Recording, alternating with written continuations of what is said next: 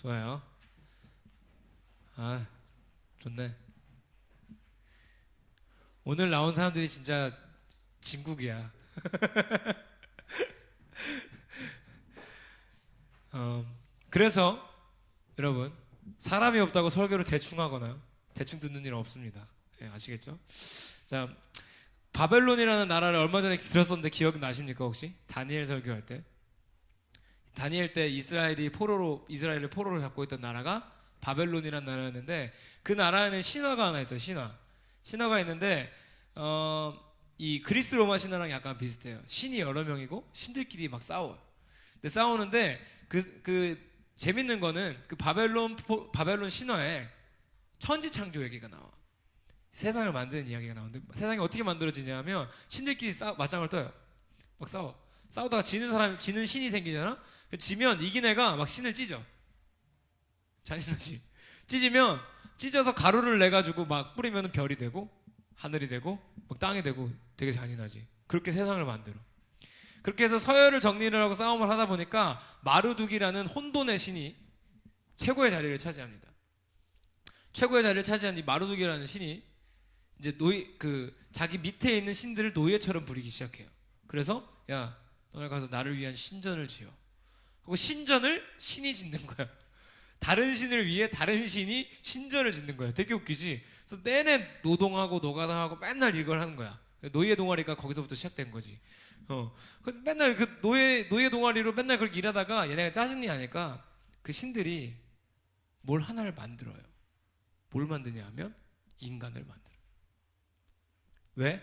자기들 노동하기 싫어서 자기들 노동을 대신할 존재를 만드는데, 그걸 인간이라고 바벨론 신화에서는 말하고 있어요. 왜 그 사람들은 이 신화를 만들었을까? 아까도 얘기했다시피 바벨론이라는 나라는 포로들을 데리고 있었어요. 그러니까 포로들을 데리고 있으면 얘네들을 노예로도 부려먹고 막 일도 시켜먹고 할 거잖아. 근데 일도 시켜먹으려는데, 만약에 너희가 하나님 자녀야, 정말 소중한 존재야, 그러면 얘네가 내가 왜 이렇게 일하지 하고 생각을 할 거 아니야. 생각을 못하게 하고 싶은 거지. 생각을 못하게 하고 싶은 거 어떻게 해요? 너네는 창조 목적 자체가 노예야. 너네는 원래 노예였어. 너네 노예로 일하는 게 당연해. 계속 노예야 너네는. 그러니까 그 노예일 때 노예들끼리 결혼해서 낳은 애기들도 있을 거 아니에요? 노예 베이비들. 그러니까 노예 베이비들은 어릴 때부터 계속 난 노예 베이비구나, 영원히 노예구나 하고, 자기가 사람인지 노예인지 구분도 못하고 그냥 노예로 사는 거예요. 계속. 불쌍하죠. 그러니까 바벨론은 노예들 더 쉽게 부리기 위해서 그런 신화를 만들어서 계속 가르쳤던 거예요. 계속 그렇게 가르쳤던 거죠. 자, 근데 더 신기한 게 있습니다. 또 다른 종교가 하나 있는데, 우리나라 최대 종교가 뭔지 아는 사람? 최대 종교. 참고로 기독교가 대한민국 인구의 20%입니다. 최대 종교가 뭘까요? 공식적인 통계 수치로는 기독교가 1등입니다. 천주교 제외하고 개신교가 1등입니다. 근데 전사님 볼 때는 그건 공식적인 통계고 실제 통계는 따로 있습니다. 이 종교를 잠깐 소개해주면 이래요. 우리나라 대부분의 엄마 아빠들이 믿고 있습니다. 그것도 아주 절실하게. 그리고 그 믿음이 너무 좋아서 모든 자녀들한테 그 신앙을 전수하고 있어요. 무슨 책이 있는 것도 아닌데 그 신앙이 계속 전수되고 있어요. 그리고 이 믿음이 얼마나 무섭냐면, 딱 그 어떤 경지에 이르면 얼굴이 이뻐지고, 대단하지? 살도 빠지고 남자친구도 생기고 여자친구도 생깁니다. 그리고 그 단계를 지나가면 좋은 직장에 들어가서 잘 먹고 잘 살 수 있어요. 이 종교를 우리나라 사람들이 제일 많이 믿고 있어요. 이름이 뭔지 알아요? 대학교. 우리나라 최대 종교는 기독교가 아닙니다. 대학교지. 대학교 때문에 기독교를 믿는 사람들도 많기 때문에 대학교가 최대 종교입니다. 우리 엄마들이 얼마나 얘기해요. 맨날 얘기하잖아. 너네 대학만 가면 있잖아. 대학만 가면 있잖아. 그래서 모든 목적이 대학 가는 거에 달려 있어요. 그러니까 대학을 가기 위해 예수도 믿고, 대학을 가기 위해 공부도 하고 그러는 거예요. 근데 그거 알아요? 우리는 언제부터 이렇게 앉아서 공부만 하게 됐을까? 공부라는 건 왜 생기게 됐을까? 생각 안 해봤어요? 원래 인간은 뭐 하고 살았어요? 농사 짓고 살았지. 농사 짓고 살다가 어느 순간부터 인간이 기계를 만들고 공장에 들어가서 일하기 시작했는데 그게 언제였냐 하면 우리 이번 시험에는 안 나오나 모르겠네. 산업혁명 때. 영국에서 시작된 산업혁명이라는 거 이름은 들어봤잖아요. 그때부터 기계가 생기고 공장이 생기면서 인간들이 자연에서 농사를 짓는 게 아니라 돈을 많이 준다니까 거기 가서 일하기 시작한 거예요. 자, 근데 농사 짓는 사람들 한번 생각해봐요. 아침에 새벽 한 4시쯤에 일어나지 그 사람들은. 4시쯤에 일어나서 농사 지으러 나가요. 나가서 일하다가 그 사람들 힘들면 뭐예요? 새참 먹잖아. 그치, 알죠? 새참도 먹고 낮잠도 자고 하다가 또 해 좀 떨어지고 날씨 괜찮으면 나가서 논밭 좀 이렇게 보다가 아 끝났네 하고 들어오면은 3, 4시야. 그리고 한 7시, 8시에 자는 거야. 그러니까 새벽 4시 일어나는 게 일찍 일어나는 게 아닌 거예요. 허리 아플 때까지 잔 거야 이미. 그러니까 그렇게 하고서는 맨날 그렇게 비 오면은 나가서 일했을까요? 방에서 쉬는 거야. 왜? 비 오니까. 간단해. 그냥 그렇게 살았어요. 농사 짓는 사람들은 자연이랑 맞닿아 있었을 때는 그냥 편하게 살았어. 근데 그런 사람들을 데리고 산업혁명 이후에 공장을 돌리려고 보니까 어떤 일이 생길까요? 비 오면 공장 안 나오고. 근데 공장은 맞춰진 스케줄이 있고 해야 되는 물량이 있잖아. 그러니까 이거를 통제를 해야 되는 거야. 이 사람들이 계속 나오게 만들어야 될 이유가 있는 거야. 그러니까 뭘 시작했냐면 출퇴근이라는 걸 만들어요. 그래서 공장에 시계를 달아놓고 몇 시에 출근해서 몇 시에 퇴근한다를 만들어 놓고 그 시간 동안에 너네는 이 시간에 반드시 일을 해야 된다고 말하고 일을 시키기 시작한 거지. 공장에서. 재밌는 게 있어요. 산업혁명 때 태어난 애기들 평균 연령이 몇 살이었는지 알아요? 평균 수명.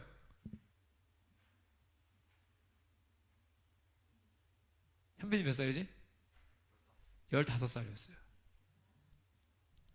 산업혁명 베이비들은 평균 수명이 15살. 올해 죽은 거야. 올해 죽은 거야. 근데 무슨 사고가 나거나 공장에서 일이 있어서 죽은 게 아니라 그냥 시름시름 앓다가 죽은 거예요. 왜냐하면 농사 짓던 사람들은 어땠어요? 7살, 8살 때면 맨날 농장 데리고 나가는 거야. 그치? 걔네가 거기서 뭐 대단한 일을 하는 게 아니라 거기서 뛰어다니기도 하고 막 벌레도 잡고 야 저거 좀 떼봐 그러면은 막 이렇게 떼고 아 저하고 아 나 했다 하고 좋아하고 그게 일상이었잖아. 그러니까 엄마 아빠들이 공장도 데리고 다닌 거야. 너도 공장에서 일해. 같이 일하고 돈 벌고 줬잖아. 근데 얘네가 자연을 못 보고 공장에서 정해진 스케줄대로 이러면 살다 보니까 죽는 거야. 시름시름 앓다가. 어릴 때부터 노동을 시키니까.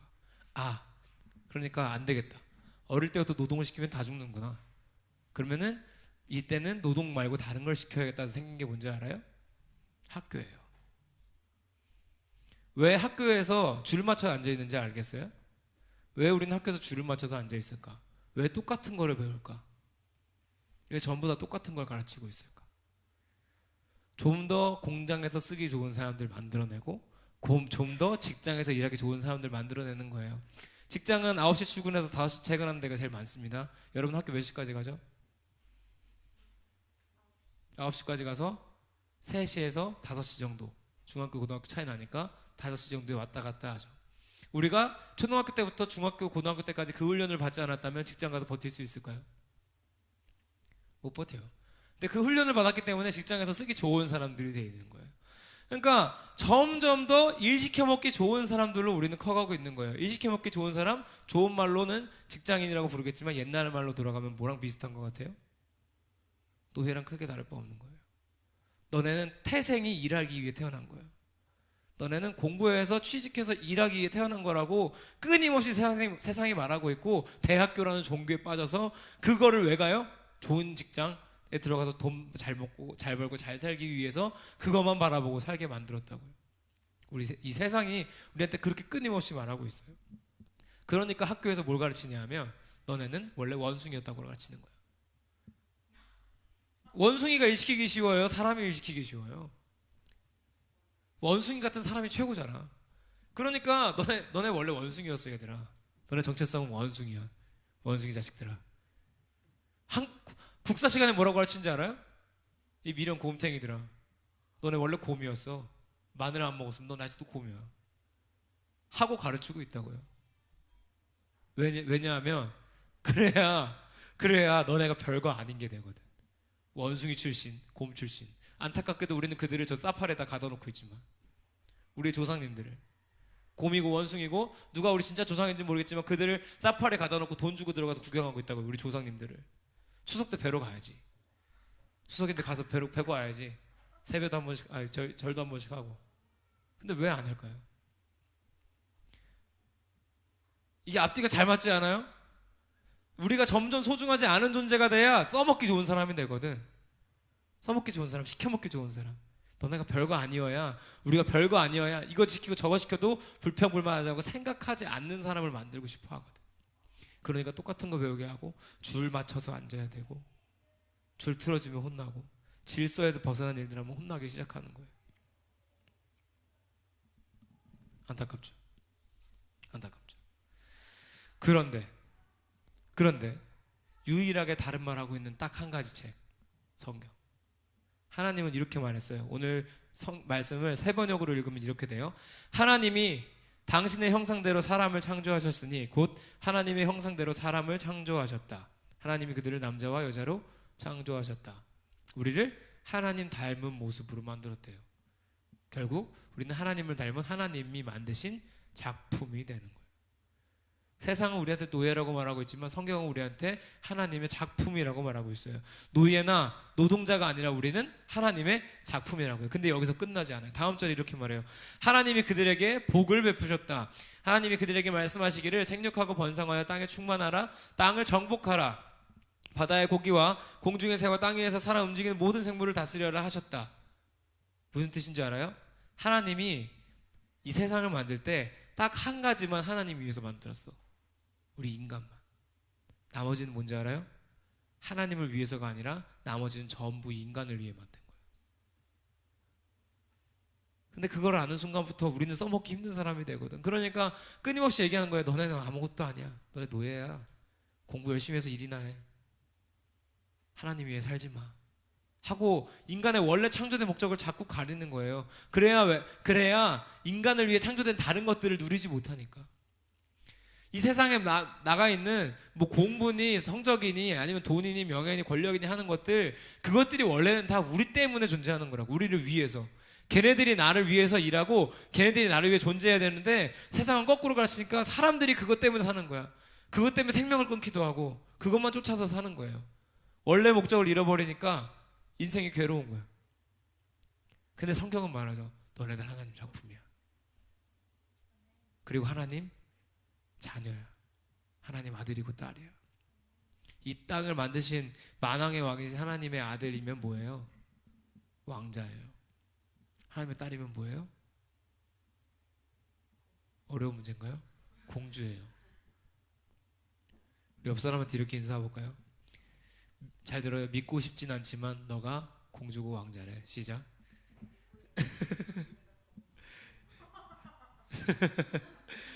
정말 믿고 싶진 않지?